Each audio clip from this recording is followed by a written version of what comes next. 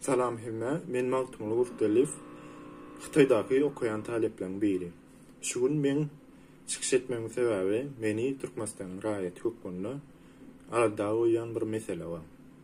İlk ýylan aýsak siziň bilişiňiz ýaly biziň hökümetimiz 5-6 ýyl mundan ýol zagran pasportyň möhletini 10 ýyldan 5 ýyla çenli süýşürdi.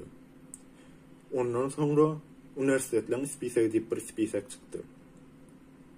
Şol sen daşarykda okujak bolsaň, okujak bolan universitetiň şol spisekde ýok bolsa, seni şol aeroportda okujak bolan universitetiň spisekde ýok diýip şo aeroportda saklap bilýärler ýa-da saklaýarlar şo samolyota goýuran. Soňra bir soňky bolan wakalaň biri bir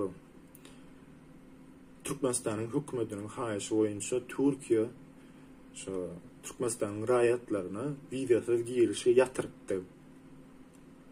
Ine şu wakalardan soň siziň bir görüşiňiz ýaly öňem kan açyk bolmadyk ýurdumyz ýuwaş-ýuwaşdan ýapylyp gidip barýar, ýuwaş-ýuwaşdan izolýasiýa bolup gidip barýar.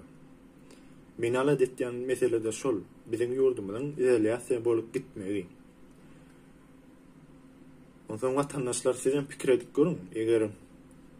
Eğer şu gidişine gitse, eğer şu yeni 4-5 yıldan bir kanun çıkıp dursa, 4-5 yıldan bir çeklendirme çıkıp dursa, mümkün gelecek ki 10-10 yaşılın içinde Türkmenistan dolu izolasiya olur.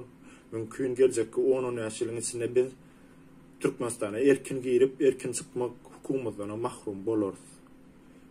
Şoň üçin şu Firetdiyen vatandaşlarımıza yüzlönýärin, ýa-da haýyş edýärin.